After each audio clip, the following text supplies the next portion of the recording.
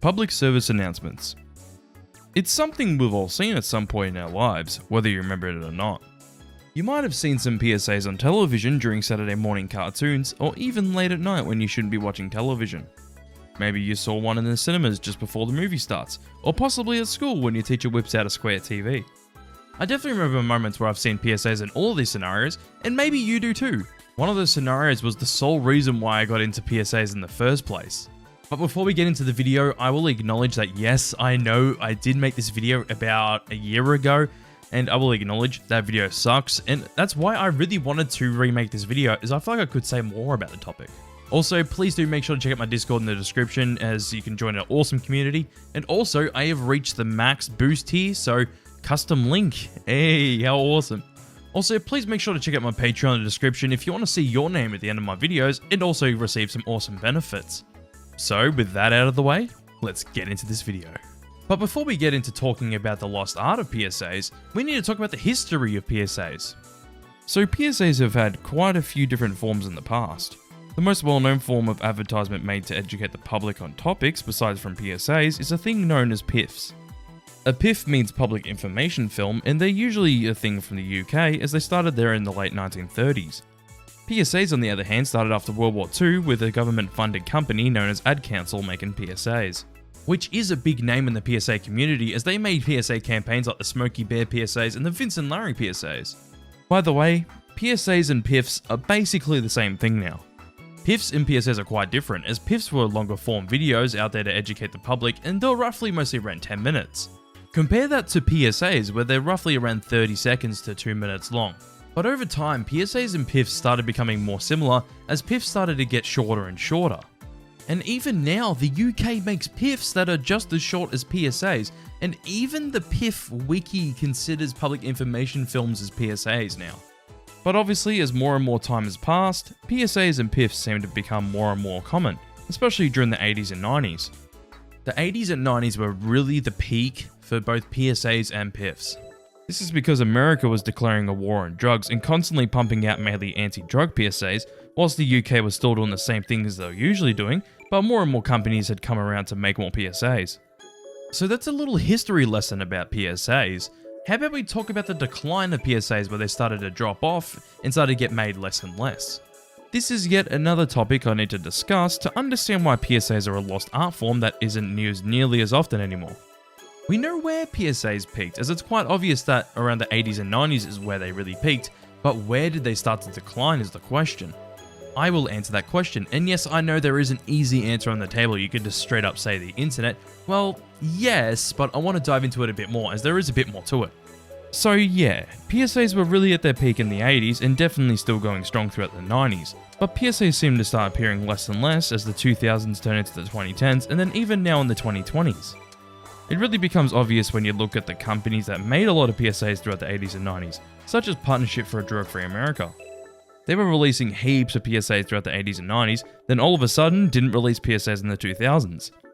A similar thing also happened with Montana Meth Project, but they stopped making more PSAs after 2011, as they came around to the PSA scene in the late 90s, and really made a name for themselves. An example from the UK is the Samaritans. They had the same kind of fate as Partnership for a Drug-Free America, but they stuck around until the mid-2000s and then seemed to have disappeared from the PSA game. I'm aware that all of these companies are still around, but they just stopped spreading awareness about their cause in PSAs. So with companies like these not making PSAs anymore, less and less were being made. I do think that less viewership on television due to the internet becoming more mainstream could be a factor to these companies not creating PSAs anymore. Even though some companies still make PSAs on YouTube, I guess these other companies just don't want to do that. With that all explained, I will now talk about the lost art of PSAs, and I'll dive into a few examples of PSAs that really show how well done of an art form PSAs are. Here we go, my few examples of brilliant PSAs. I will talk about a mix of American and UK PSAs to really get across the point of how good PSAs can be. The PSAs I'll talk about today is the Vince and Larry PSAs, Nightmare, Everybody's Doing It, and Julie. Vince and Larry were an obvious pick to talk about. I have talked about these guys thousands of times at this point, and it still blows me away with how good their PSAs are and how effective they really were. Their PSA campaign alone was one of the main reasons why Americans started to buckle up, as the stats don't lie about it. All of the PSAs are extremely memorable, funny, and also informative about how buckling up can save your life in a car crash. I think most people remember the slogan at the end of their PSAs being "You can learn a lot from a dummy, buckle your safety belt." This campaign was so popular that a toy line was made out of the PSAs because they were that well known. The next example is Nightmare. This PSA is a brilliant representation of the kinds of nightmares a house fire survivor may have, especially after losing family members to the house fire. This PSA really hits the right beats and it has the visuals to back it up. The visuals represent how a nightmare would look in an interesting way. The PSA also really nails the message of the PSA that you should be checking your smoke alarms in a very serious way. To be fair, a lot of PSAs were very serious during the 80s and 90s, but a lot of PSAs didn't get their message across to the viewer very well. Now to talk about the PSA called Everybody's Doing It.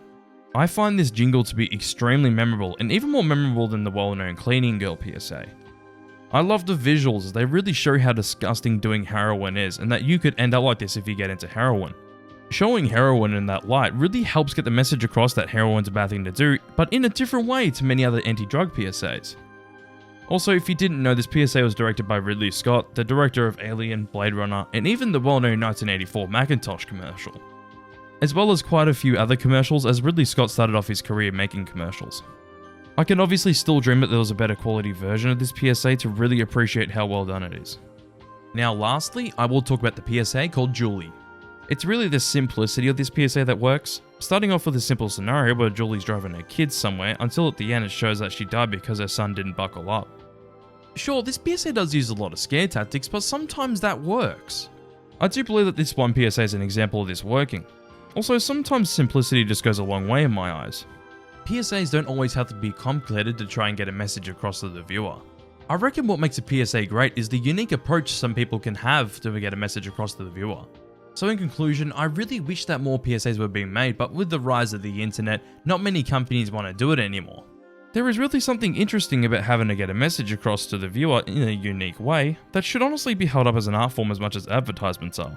Which even advertisements aren't even held up in high praise enough. Also, some people might think that making a PSA is simple, which obviously it isn't, it's far from it. It may seem like a simple thing to do on paper, but it really does get hard and complicated as you can take a message in many different ways and come up with so many different ways to try and get the message across to the viewer. Different directors and crew on PSAs could also have many different versions on how they'll get across their message, which makes every PSA unique in their own right. Even if some PSAs aren't good, they will always be unique from one another. But I really hope that more and more people start to open their eyes to actually consider PSAs as an art form. Anyways, that was the video. If you enjoyed the video, please make sure to give it a like as it really does help me out. Also, please make sure to subscribe if you enjoy my content as it really does help me out. And also check out my Patreon and Discord below in the description. Anyways, let's go to the Patreon shoutouts. Thanks to the fellow people supporting my $25 Top Chef tier. They are Soy Sauce, EB Agent J, and Fatima. Also thanks to the fellow people supporting my $5 Pusher tier, and they are Nostalgic Unicorn, Juliet Wakefield, and Madeline Stringer. If you want your name featured at the end of my videos and also receive some awesome benefits, make sure to check out my Patreon below in the description. Anyways, catch you all in the next video.